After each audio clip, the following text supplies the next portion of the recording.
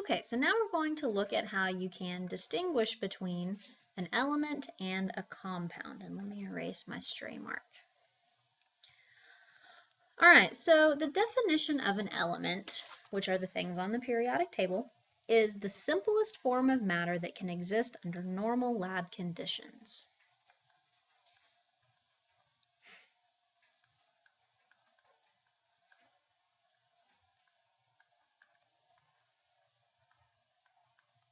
Meaning that it's the simplest thing. It's the smallest form of matter that you can possibly get. Now, yes, it is possible to take atoms of elements and split them down into protons, neutrons, and electrons, but that's not under normal lab conditions, okay?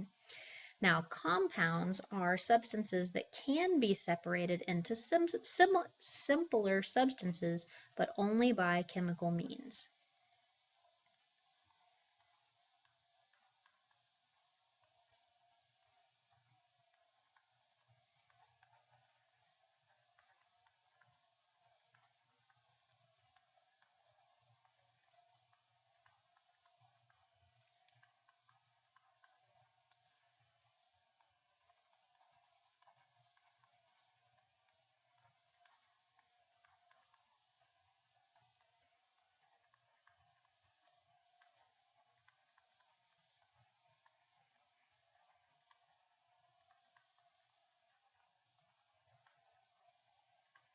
Okay, now what that means is compounds are made up of elements, that they're elements that are chemically attached to each other that you can only separate chemically. So you can't separate them physically like we were talking about with mixtures.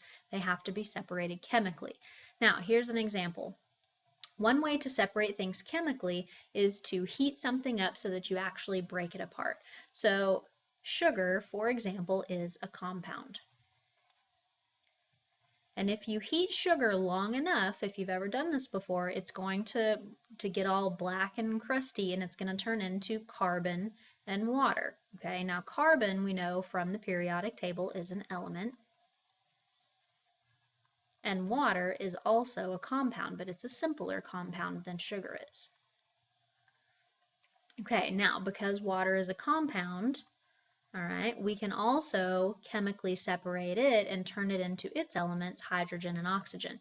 Now, to do that, you have to actually run electricity through water in order to get it to break apart. If you just heat up water, it boils, it's still water.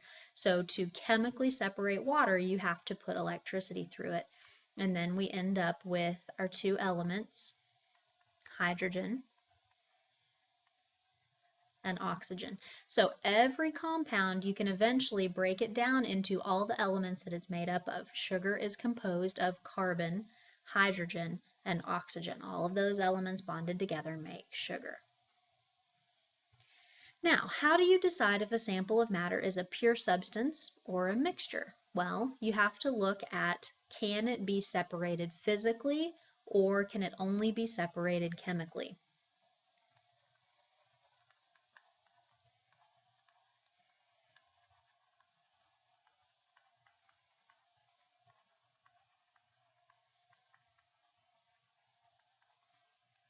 Okay, so if you can separate it physically, meaning that there are parts that have different physical properties, like different boiling points, different melting points, maybe one is magnetic and one isn't, then you know it's just a mixture. But if you try all of that and you still can't separate it, it's going to be a pure substance, either an element or a compound.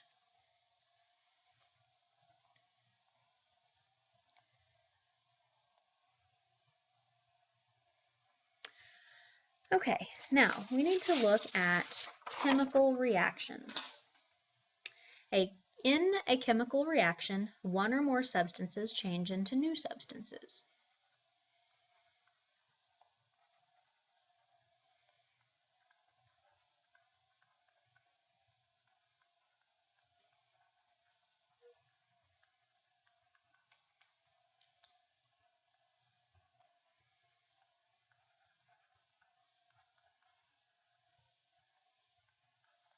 Okay, so we're actually going to be chemically separating and then reforming new substances, either elements or compounds.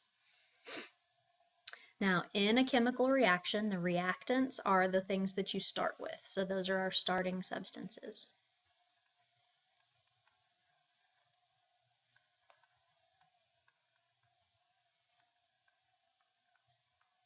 And the products are the things that are formed.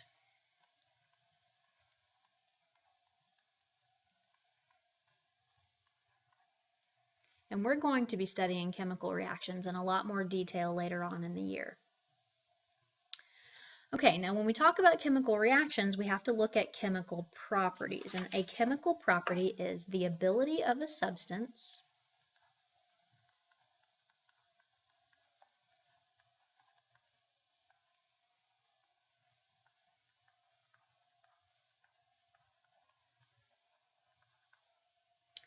to undergo a chemical reaction and form a new substance.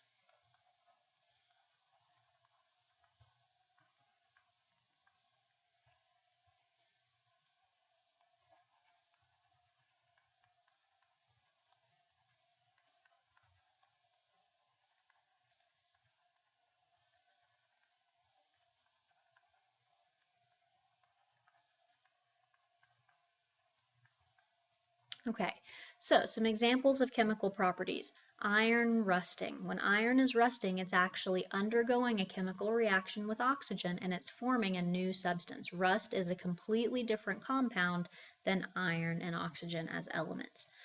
When something burns, like when wood burns or gasoline burns, anytime something is burning, it's reacting with oxygen to form a new substance. And those sorts of things are all considered chemical properties. Some things oxidation, or if its ability to burn or its ability to explode or something like that would be considered a chemical property. And here's what a chemical reaction looks like. This is what rust is. So here's iron, it's reacting with oxygen and it's making rust, which is here. That's actually forming a new substance. Now, how can you tell when a chemical reaction has taken place? What would you expect to see during a chemical reaction?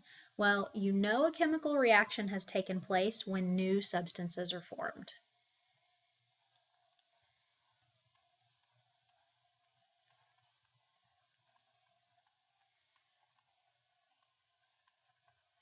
And some things we might expect to see during a chemical reaction. We might expect to see a color change.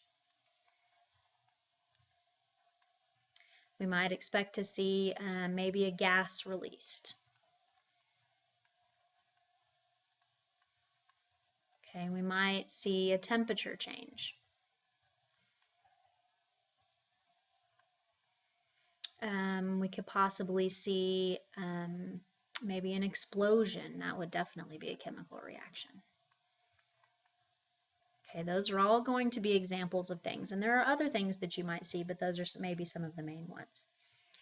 Now, when we're talking about chemical reactions, and again, we'll get into this in more detail later in the semester, but we have to make sure that we follow the law of conservation of mass, which says that in any physical or chemical reaction, physical change or chemical reaction,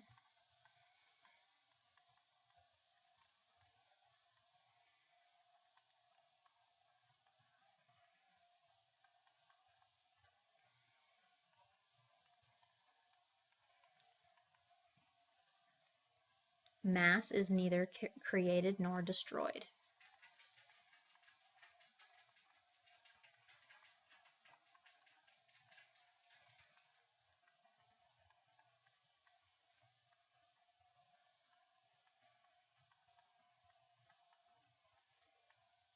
Okay, so what that means is that mass is conserved. So the reactants, if you added up all of their mass, it's going to be exactly the same as the mass of the products, okay? Now, when you, for example, when you burn a log in a campfire, it might not seem like the ashes are going to have the same amount of mass as the wood that you started out with. But you have to think about when that wood is burning, what's being given off. There's lots of smoke given off and lots of steam and lots of gases.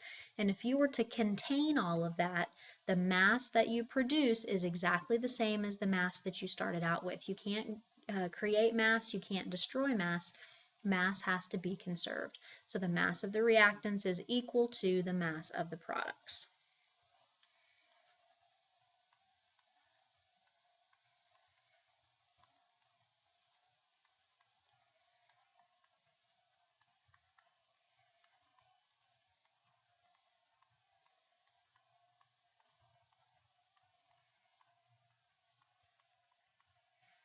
Okay, so that's all of our notes for today. We're going to practice some more tomorrow, trying to decide if something is an element or a compound or a mixture, how to determine those, and do some more practice with those.